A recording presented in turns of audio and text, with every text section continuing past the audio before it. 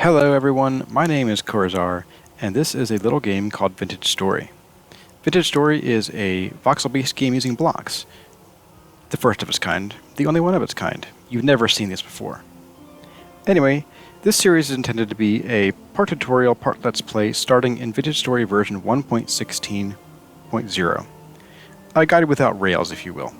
We're starting off here in my old single-player world, but since this is meant to be a guide starting from the beginning, we should probably start at the beginning, which means it is new world time. If you haven't played Vintage Story before, the first thing you're going to want to do is come here to the settings, where you can tinker around with all the graphics, controls, sound, and interface to suit your PC and desired playstyle. This game is designed to run on both potatoes and on high-end gaming rigs. My computer sits somewhere in between, so I have some of these turned on.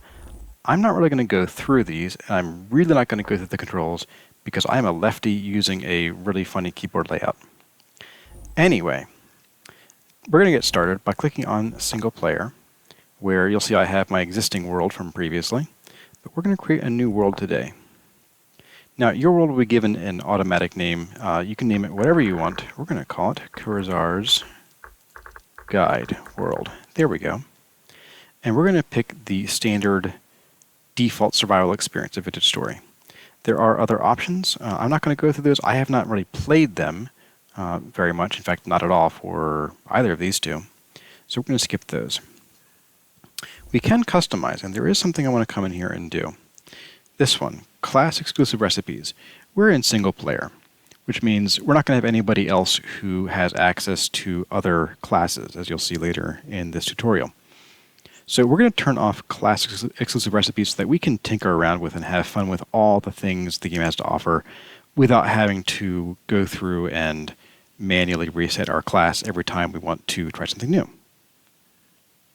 We're going to apply that, and we're going to go ahead and create our world. It begins, it senses, it remembers all that came before, a world unbroken.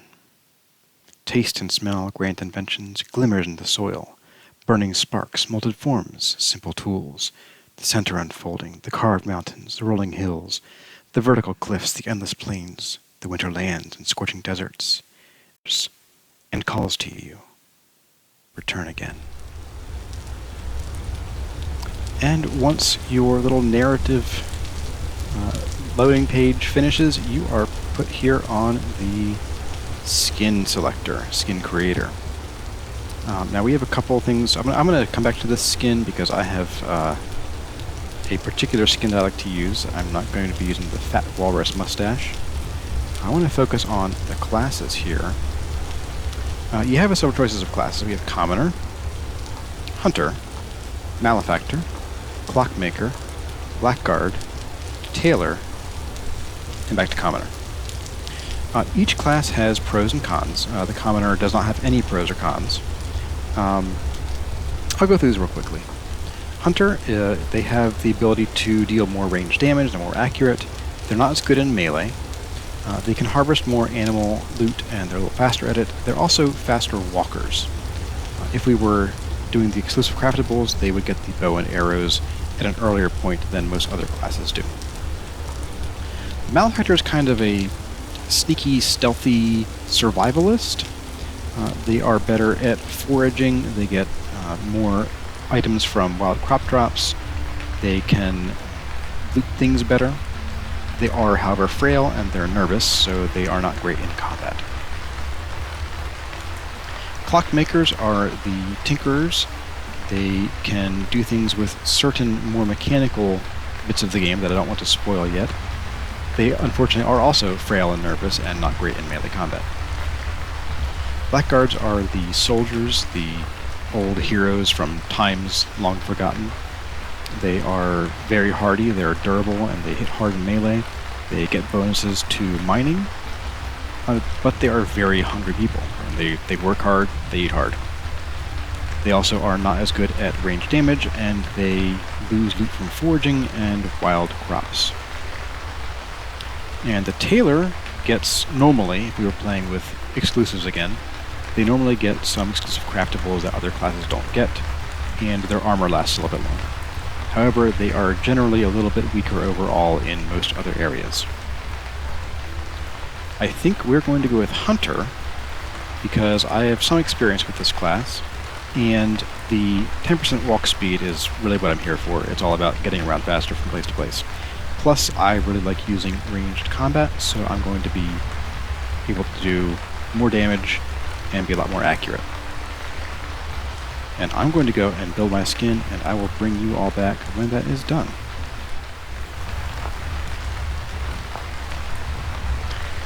And like that, we are in the game. We have our new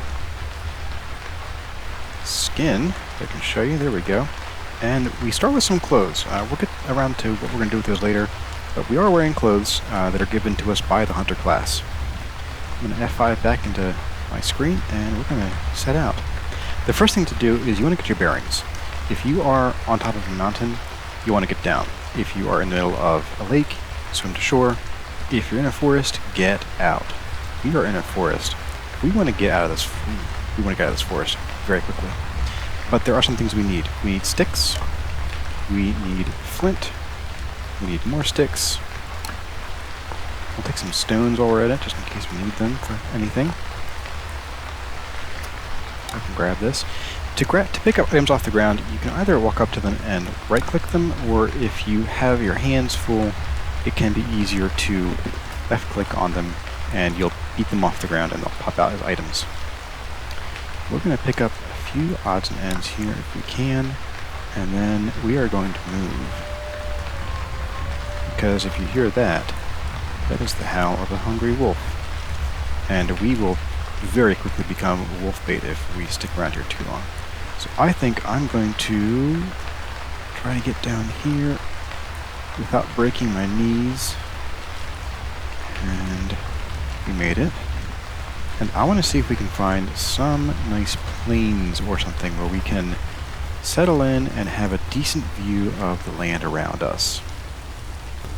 Something like right over here. I think this looks like a much better place to start, because while we have the forest nearby, we at least have clear lines of sight from up here. And a little bit of snow. Neat. Unfortunately, it is raining. And double unfortunately, now that we're here, if you look down at the bottom of the screen, there is a glowing blue-green gear. It is slowly spinning backwards. That is your temporal stability, which you can think of as sort of sanity in the game. It represents how close you are to the so-called rust world. And if the gear is spinning counterclockwise like that, it means you are in a somewhat unstable area. Which means while we can stay here for a while, we wouldn't want to build a base here because we'd eventually go crazy and die. So I think it is time for us to perhaps move on, maybe down here into this plane. Now as we're going, you're going to see bushes and grass and all manner of things around us. There is food in this game. There's a hunger bar. The green bar on the bottom right-hand part of the screen represents our hunger, and it will go down with every action we do, including no action. Although if you stand still, it will last a lot longer. There is food all over the place. It just takes time to find sometimes. But right here, we have some cranberry bushes. This guy has nothing on him. This guy has cranberries, and this one has flowers. And you'll see it'll show how long it has before it ripens. To gather berries from berry bushes, you can hold down right-click, and there used to be a sound, but there isn't anymore. And after a few moments, you will have cranberries in hand, or on the ground. Now, bushes can also be moved, and since we are not setting up a camp here, I think I am going to grab these and move them, because we can replant them, and they will make berries for us no matter where we go. Cranberries aren't my favorite food, because they are very low in saturation, but it's something. We won't starve for a day, maybe.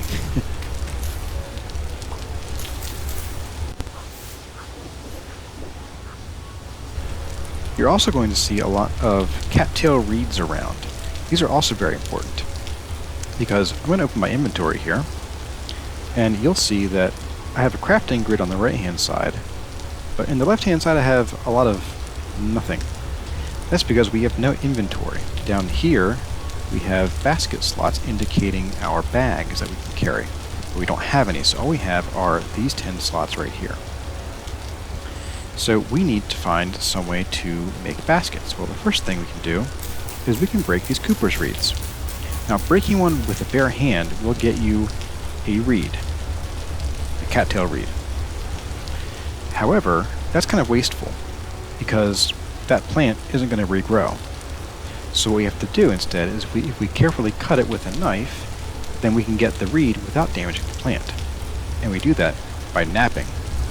No, not the kind where you sleep. Napping with a K, the knapping kind, with flint. To do so, take flint in hand and crouch, which I think is the shift or control key, but I have it bound differently, and you right click and it will place a square flint on the ground and give you this menu where you can choose what you're going to make. We want to make some flint knife blades. And then you can use other pieces of flint in your hand and you can click out these voxels here, and like that we've broken one knife blade out of this flint. Now this isn't done until we do both of them.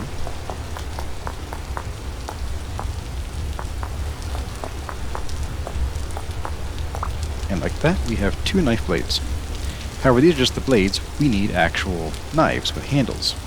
So we can go into our crafting grid here, and we can drop 2 sticks in there, and drop 2 flint in there, and we can make ourselves some flint knives.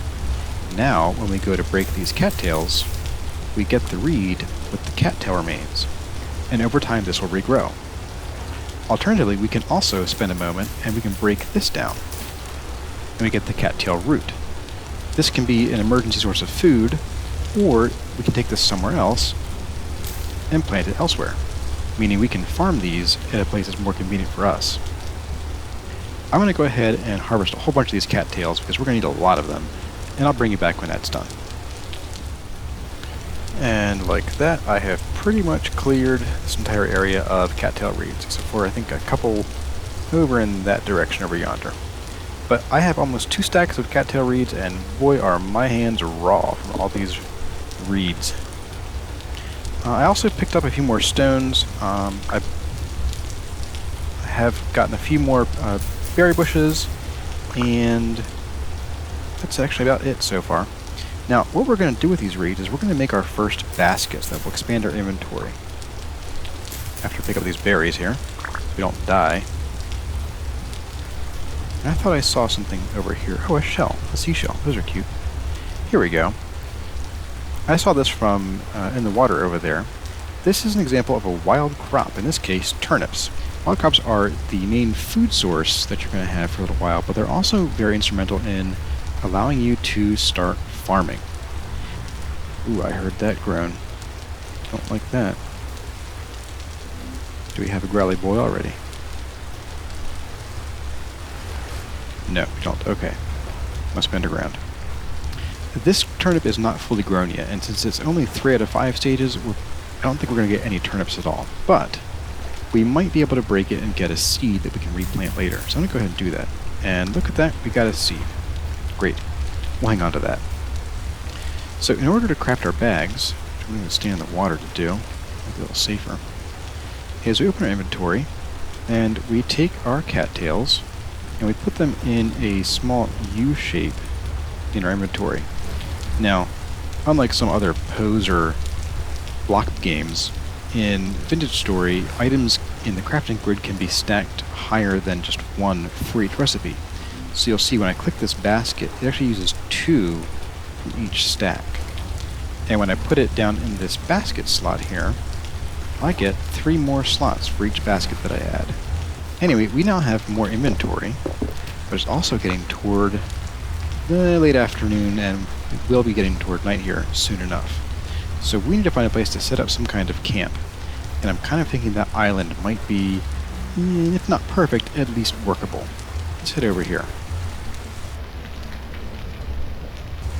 So out on this island, we have a little space to work with. We have a little bit of a buffer from any enemies that might come toward us, and we'll be sure to meet those soon enough. I want to go ahead and make a bed.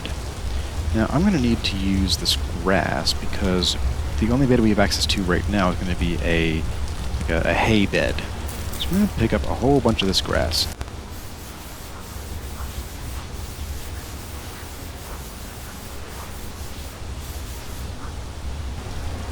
In the process of clearing out this island, I realized something. We're still in this negative stability area where our gear is spinning backwards, so we are not going to settle here at all. Not even for a night, I don't think. But we'd probably be okay judging by how slowly it's spinning backwards. So I think we need to go off in a different direction and see what we can find in a place that's going to be more conducive to our survival.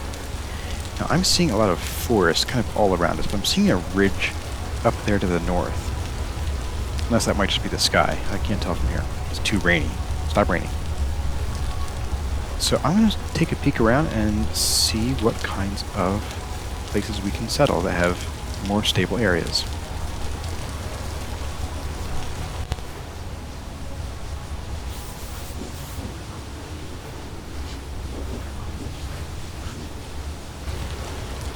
So here we have something that's brand new to this version of the game. If you'll see out in the distance, those trees all have very thick trunks. Those are what you might consider normal trees, oaks, maples, larch, if larch grows in your area, pines, that kind of thing. They all have those thick trunks that are used for building blocks when we get the appropriate tools. However, here we have a little one, and if you hover your mouse over it, it looks like it's a pear tree. Fruit trees are a new addition in 1.16, and they are a sort of late-game source of fruit. They don't drop seeds, but their branches can be grafted. So we can't do much with that now. I'm going to go ahead and show you a map feature that I have not touched on yet. Waypoints. If you hit M to bring up your map, you can scroll and zoom in with the scroll button, and you can right-click and create a waypoint. We're going to call this pear tree.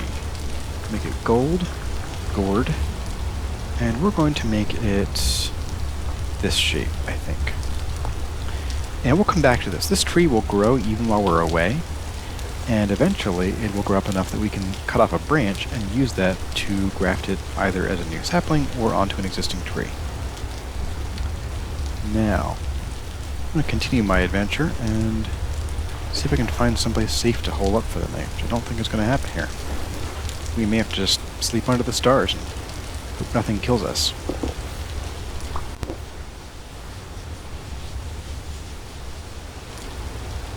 Oh, that's a wolf. We're going to go the opposite direction of wolves.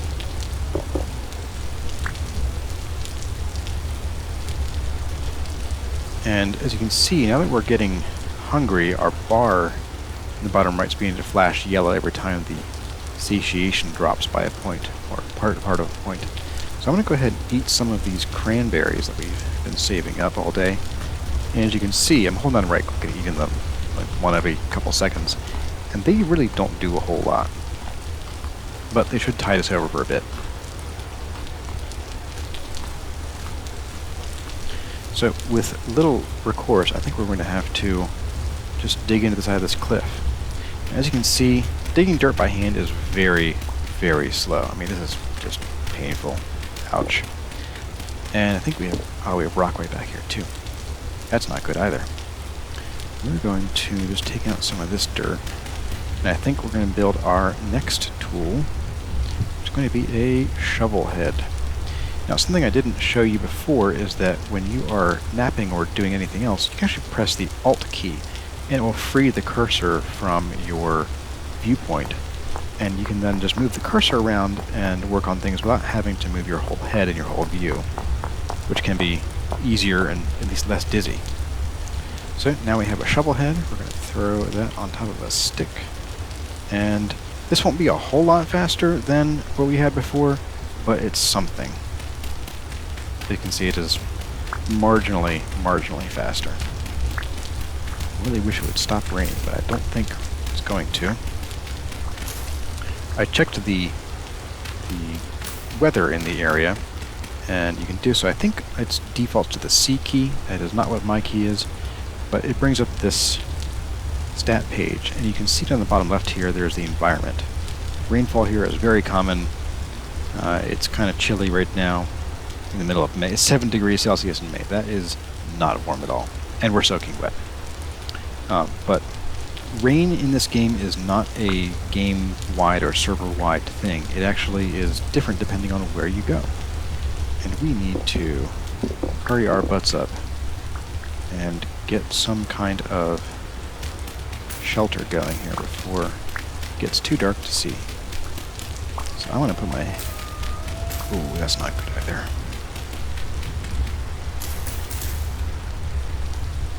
Oh, I heard that. You better believe I heard that. I think what we're going to do is we're going to build a little teeny tiny shack out of dirt. The obligatory first night dirt hut. And boy, is it getting hard to see.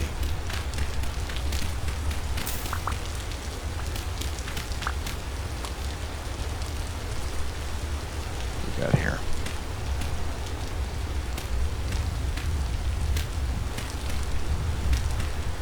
I think I am going to lock myself in and say we're safe for now.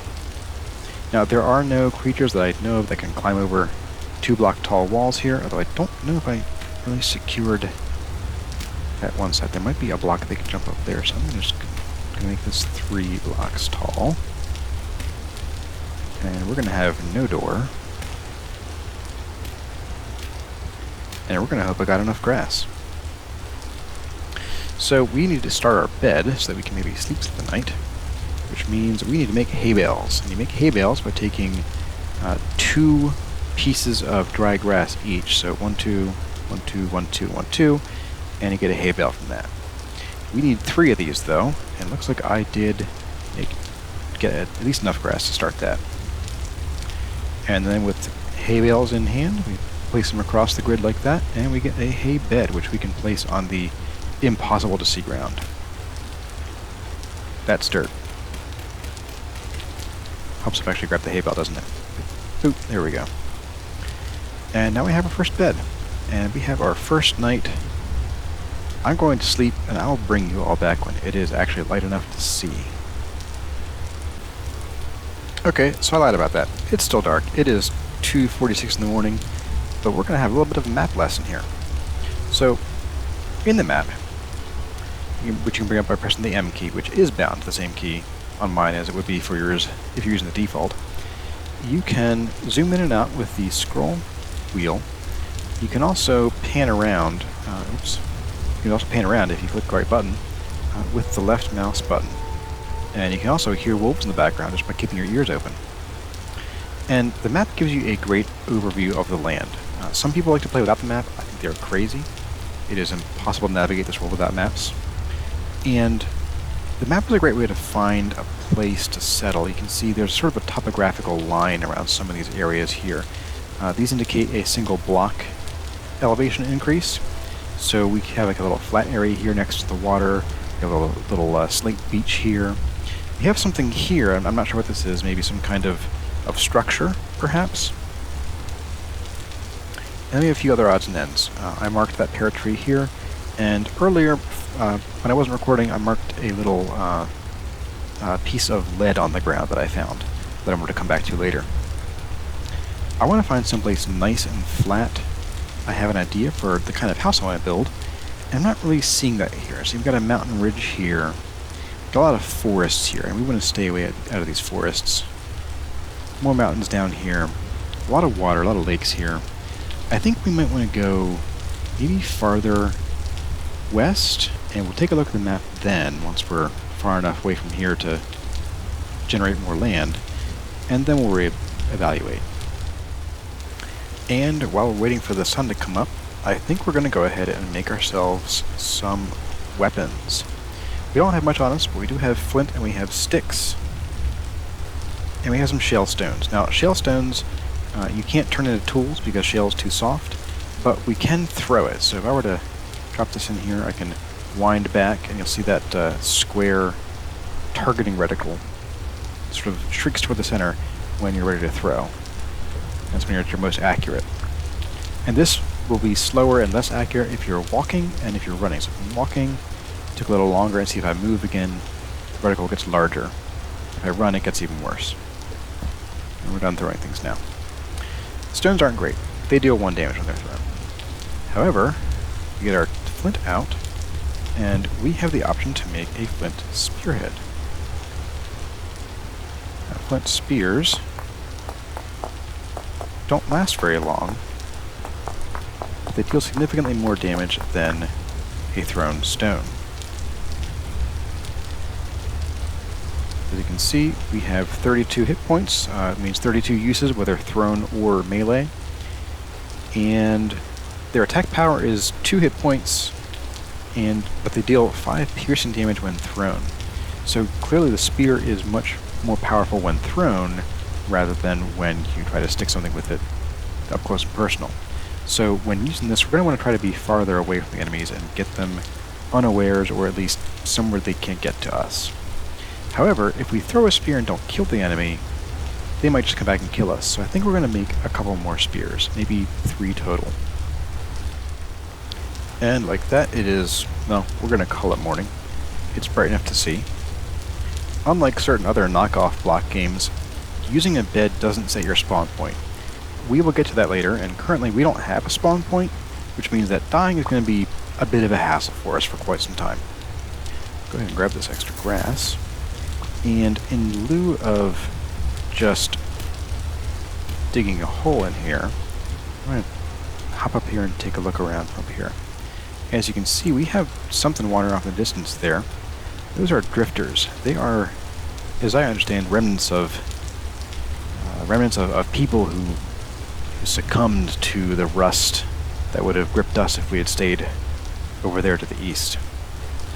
And they will come and cause us all kind of trouble if we let them. So we want to stay pretty far from them for the time being, because we have clothing, we have no armor. Armor goes in these slots here. So I think we are going to make a break for it, and we're going to go west from here. Hopefully someplace a little less rainy. So, you know what, I'm going to grab...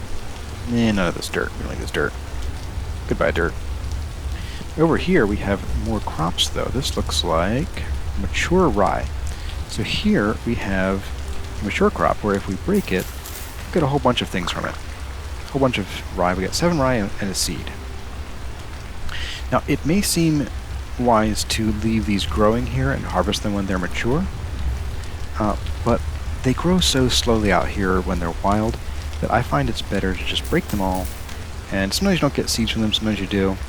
And you're going to end up with more seeds a lot faster than if you try to leave them here and only harvest them when they're mature. But I think I saw something over here, too, of interest. Did I? I did not. Anyway, we have another forest here with a hill. I'm going to try to stay on the hill part and try to avoid any wolves that might be snoozing here. Oh boy, this is dangerous as all get out. Oh boy, this is dangerous. Yikes. We have a cave there. I think if we can make our way down there and go around this hill, we should be in the clear, because if we look at the map here, there isn't much more to go till we get over that little ridge. Let's hop down here, and I am looking out for wolves, because they will make this play very short. I'll grab these cranberry bushes while we're here. And on the ground here we have some native copper bits. Copper sounds really useful, but our inventory is so small, and we don't really have anything we can use to break these or smelt them or anything yet, so I'm going to leave them where they are. But I will make a little waypoint here. Ooh, I'm the drifter. Hey, buddy. Ow. Oh, and there's my trumpet voice. Ah, no. Eat. Spear. And as you can see, he took a pretty good chunk out of our health, all by himself. Now these guys, you can harvest them with a knife, like you can other animals, he didn't really have anything, and I hear more groans, so we are going to book it out of here after I grab these blueberries. And we will heal slowly over time. And I'm looking around for anything we can use to try to speed that up, but I'm not seeing anything. There are healing poultices that we can make, provided we have materials. I don't see them around. And regardless, we're getting to a point where even if we could find the materials, we don't have enough inventory. And we found them. Of course we did. Okay, I'm going to go ahead and eat this grain, because this grain's going to do us no good. We're going to pick up this horsetail, which is how you make, which is one of the ingredients for healing poultices. And then we are going to run our little stubby legs that away. Oop. More of this. Do we have any more wolves around here? I don't see one at the moment. So we're going to grab what we can. I'm still gathering horsetail, but I wanted to point this out. The wildlife in here really acts like wildlife. There's a fox over there. And if we can sneak up here, we can see that he is chasing something. What's he chasing? Looks like a rabbit. Just there he is, and there's that rabbit in the distance. But you'll see foxes chasing hares, and you also see wolves chasing, I think, hares and chickens. And the fox won't bother us much, so we're not going to worry about him. And there are plenty more horsetail. I think we have enough. We'll get one more to make it an even number. And there we have it. I like the look of this area a little bit more. We have open water, great lines of sight. I don't think this is where I want to settle permanently, but for now it will do. Go ahead and grab some more flint. We have some cattails close at hand. This is much better. This is much more to my liking than our previous place. And as an added bonus, you can see our gear is not spinning at all. So we are stable here. And in fact, it has recovered in our hike over here. I spy a wascally rabbit. Ah, he spies me too. Let's see if we can nail him from here. Nope, we cannot. Hey, there we go. So when you heard that little chime sound, that means that we made a direct hit on an enemy. Or, if not an enemy, at least a thing that can be hit. So we have this dead rabbit here on the ground. I'm going to clear away this grass so we can see him better. Now, these will last quite a while after you down them. I think they'll last a few in-game days at least. However, other creatures that like to eat them may come over and take make a snack of your kills, so you want to harvest them soon after you kill them. Now, our inventory is really full, so I'm going to go ahead and eat down our cranberries and probably most, if not all, of our blueberries.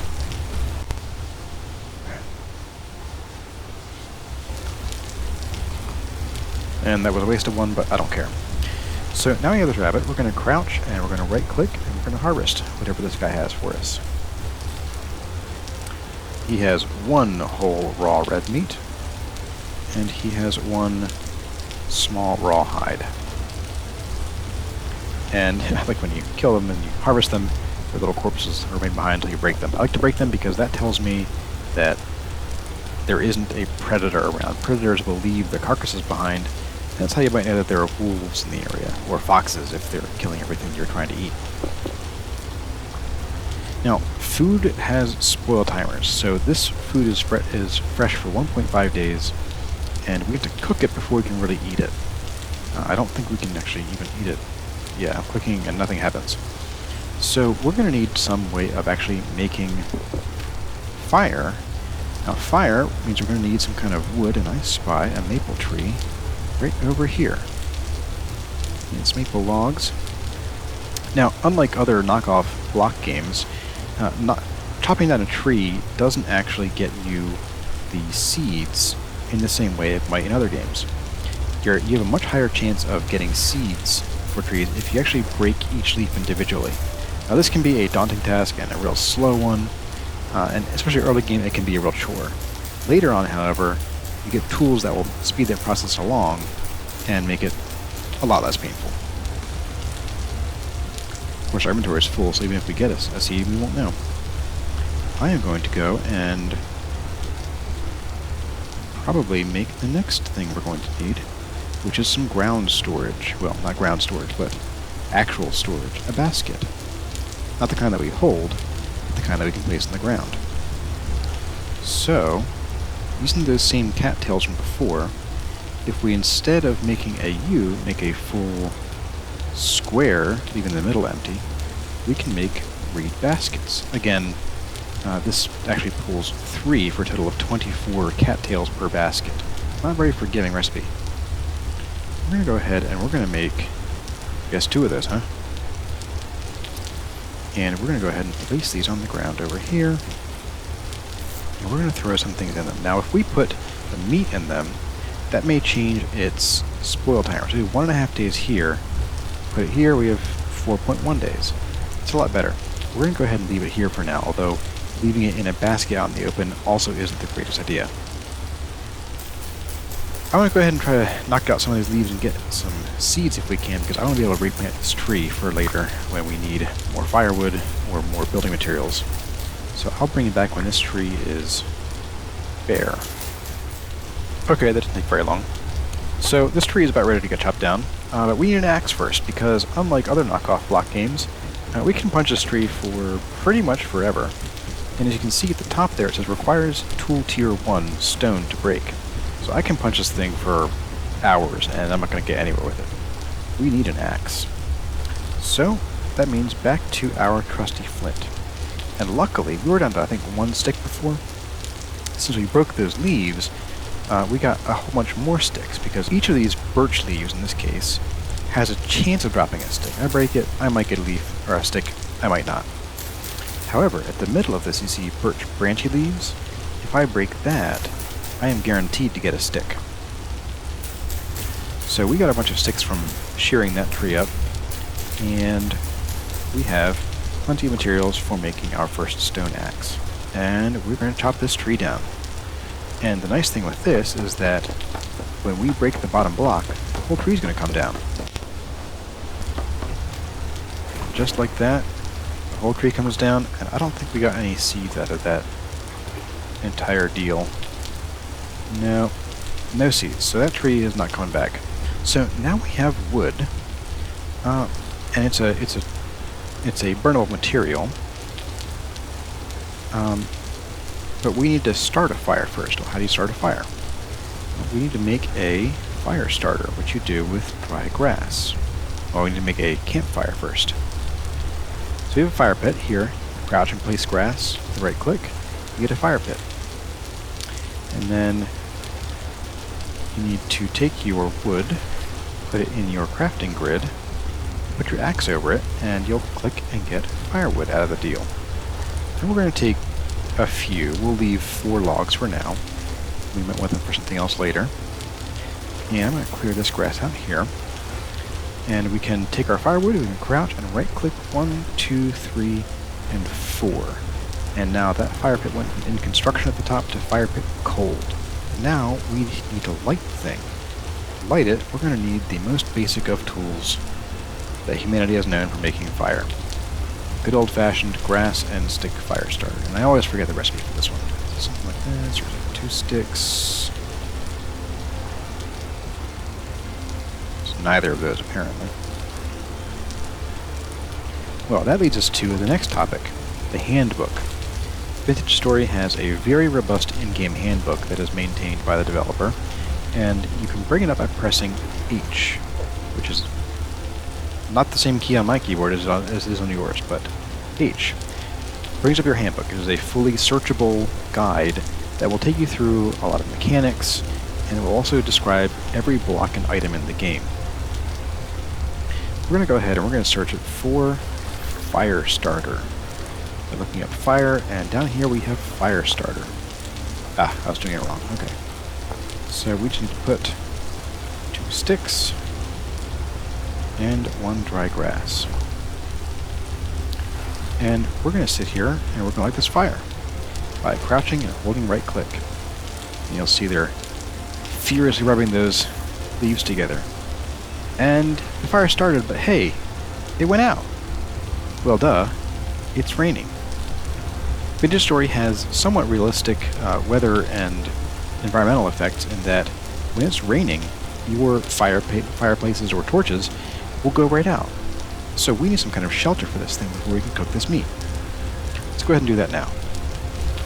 Just going to build a little roof here and bring that over and make a little tiny covering. Now, when we actually light our fire, it should stay lit.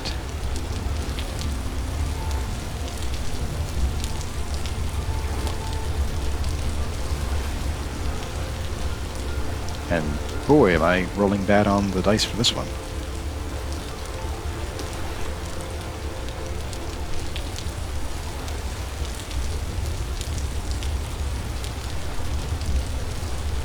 And like that, we have fire and we have light. Now there are a few things you can do at the fire pit, but the first thing we're going to do is we're going to cook this meat before it goes bad. Do that by right-clicking on the fire. It'll open the inventory, and just place your meat right there. You get a little stick, a spit to roast your meat on, and we'll sit by the fire. There's actually a dedicated button for sitting down. I'm not sure what it is for you. For me, it is C, but that was my custom bind. And as you can see here, once it gets the temperature, it will start cooking. And our fuel here is going to go down pretty quickly. Each piece of firewood only lasts for 24 seconds. But as you'll see, once this is done, I'll take this one out here, there's residual heat. And you can actually cook meat with only a couple pieces of firewood, because this will stay hot in here for a lot longer than the wood burns for. And even within that, even if the fire pit gets cool, the meat may still be warm and it'll keep cooking. So now we have our first protein of this world. It smells so good in here. Let's go ahead and eat it. Fresh rabbit. Oh, that was quick. Well, I'm still hungry. However, that I think is where we're going to leave it for today. We have made a few steps, the most important steps, of survival. We have gotten out of the dangerous forest, we got down the mountain, we avoided certain crazy doom from the unstable area, we got food, we killed a drifter, we healed up, and now we are in a stable location with a dirt roof over our head that is totally not defying gravity or anything, and we've had our first cooked meal of this world. We're feeling good. Anyway, my name has been Kurazar, and I'd like to thank you all for watching, and I will see you all in the next one.